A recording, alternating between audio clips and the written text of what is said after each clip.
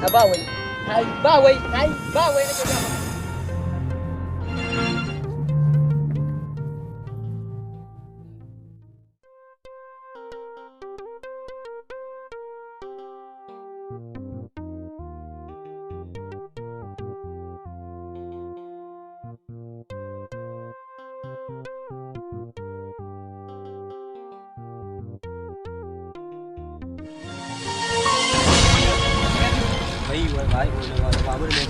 ana maganin goma jin malam ba dole a ce ba shi din ka shigar riba alhaji dai yake kiranta zai a dora ta a goma jin waye alhaji da alhaji can ka wuce kai kana magana da wannan kogo abin naka zaka ce wani zaka dora ta baby ki zo ga alhaji can ya saki akai ki a goma jin alhaji fa alhaji kudi baby ya fara ne da ke ya yau na sai ba ka wannan dole ka dauka ba da hoto mutum zai da hoto mutum sai juma da hoto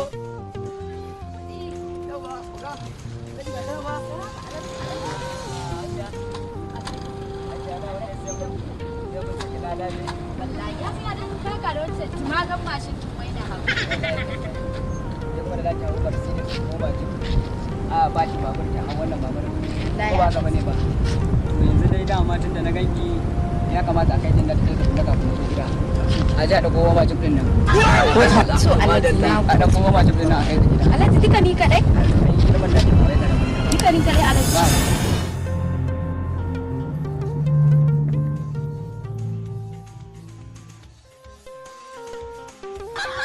wata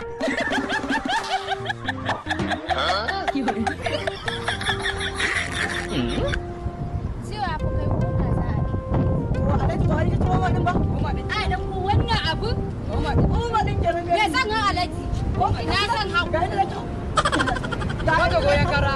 Abin duk ƙarya ce abu. Mata goyon kara. Kuna tsira kan titi kuna kashe 'yan mata irin da ƙarya.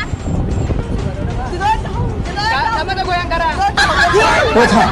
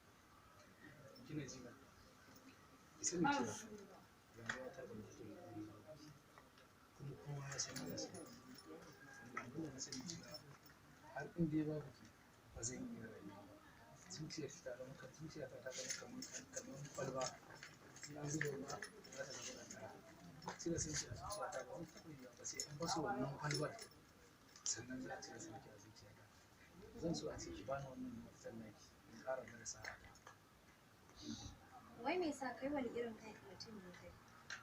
Yanzu har ka manta abin da yayana ya maka ne?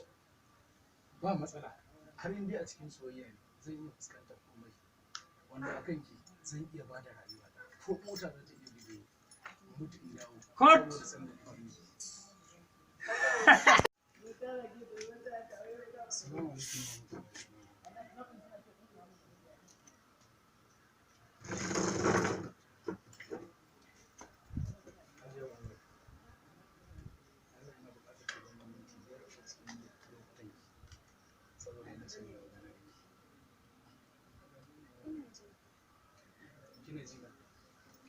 Sani cewa rayuwa ta ban fito da kuma kowa ya sani da su wanda abin da na sani cewa har in dai babu ki ba zan iya rayuwa ba zuciyar ta zama zuciya ta zama kamar kwalba in an zuba ruwa za ta zama kankara sai da san shi a zuciya ta ba zan taɓa yiwa ba sai an basu wannan kwalbar